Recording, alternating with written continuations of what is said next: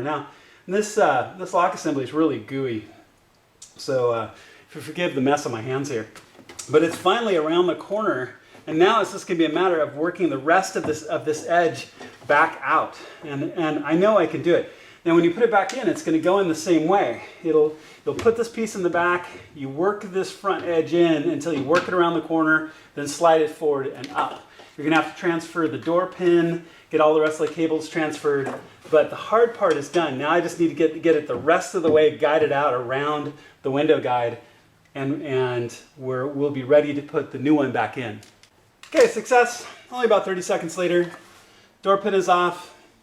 The actuator unit is out. That took quite a bit of work to get out. So it might also be easier to get the door pin off earlier. I don't know, maybe. The door pin was on until the very end when I took it out, and then I was able to feed it out. And we're going to have to transfer it to the new unit. But it's definitely out.